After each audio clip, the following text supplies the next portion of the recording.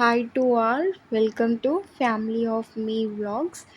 ఇవాళ మనము వాటర్ మిలన్తో పిల్లలకి ఎంతో ఇష్టమైన జామ్ చేయబోతున్నాం, అది కూడా వాటర్ మిలన్తో. సో దీనికోసం మనం ఒక వాటర్ మిలన్ని తీసుకొని పీల్ ఆఫ్ చేసుకోవాలి అండ్ గ్రీన్ కలర్ని మొత్తం పీల్ ఆఫ్ చేయాలి. అండ్ దీంట్లో ఉండే వైట్ భాగాన్ని మాత్రం మంచిగా రెడ్ పార్ట్ నుంచి సపరేట్ చేసేసి మంచిగా కట్ చేసుకోవాలి. సో మనం జామ్ రెడ్ కలర్లోకి రావాలి అంటే మనం ఇక్కడ న్యాచురల్గా బీట్రూట్ని వాడుతున్నాను. నేను ఇక్కడ ఓన్లీ కలర్ కోసం మాత్రమే బీట్రూట్ని వాడుతున్నాను, చూడండి. అండ్ బీట్రూట్ని కూడా కట్ చేసేసి కట్ చేసిన పీసెస్ని ఒక బౌల్లో తీసుకోవాలి. అండ్ మనకి బీట్రూట్ ఫ్లేవర్ అనేది తెలియొద్దు అనుకుంటే మాత్రం ఈ పీసెస్ని కంప్లీట్గా 20 మినిట్స్ మనం ఉడికించాలి. అలా ఉడికించడం వల్ల బీట్రూట్ ఫ్లేవర్ అనేది మనకి తెలీదు జామ్ తినేటప్పుడు. సో ఒక స్మాల్ గ్లాస్ ఆఫ్ వాటర్ పోసి మంచిగా బాయిల్ చేయాలి. చూడండి ఇక్కడ మన పీసెస్ అనేవి ఎంత బాగా కుక్ అయిపోయాయో. అండ్ ఈ పీసెస్ని మంచిగా గ్రైండ్ చేసుకోవాలి.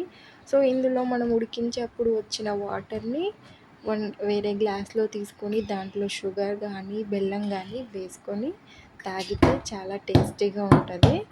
అండ్ మిక్స్ చేసేటప్పుడు మనం ఒక కప్ షుగర్ని కూడా ఇక్కడ యాడ్ చేసుకుంటున్నాం, చూడండి. సో 1 కప్ ఆఫ్ షుగర్ని యాడ్ చేసి మంచిగా గ్రైండ్ చేయాలి. గ్రైండ్ చేసిన తర్వాత నేను ఇక్కడ నాన్ స్టిక్ ప్యాన్ తీసుకుంటున్నాను, ఎందుకంటే మనకి ఈ ప్యూరీ అనేది అడుగంటకూడదు అండ్ కలుపుతూ ఉండాలి. కాబట్టి మనం నాన్ స్టిక్ ప్యాన్ తీసుకుంటాము. అలాగే మళ్ళీ ఇంకో కప్పు షుగర్ కూడా తీసుకుంటాము, ఎందుకంటే ఇక్కడ మనకి పాకంలాగా దాంట్లోనే వచ్చేసి త్వరగా ఈ బీట్రూట్ జామ్ అనేది త్వరగా దగ్గరకు వచ్చేస్తుంది. దీనికి మనకి 10 మినిట్స్ ఆఫ్ టైం పడుతుంది. సో చూడండి, ఎలాంటి వాటర్ లేకుండా 10 మినిట్స్లో మనకి ఇక్కడ జామ్ అనేది థిక్ కన్సిస్టెన్సీలోకి వచ్చేసింది.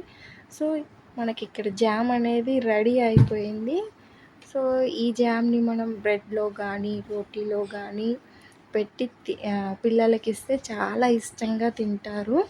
చూడండి, నేను ఇక్కడ బ్రెడ్ మీద పెట్టి చూపిస్తున్నాను ఎంత బాగా వచ్చిందో మన జామ్ ఇక్కడ. అండ్ మా బాబు అయితే చాలా ఇష్టంగా తిన్నాడు. అండ్ మీరు కూడా మీ పిల్లలకి ఇలా చేసి పెట్టండి, హెల్తీగా కూడా ఉంటుంది. Like, share.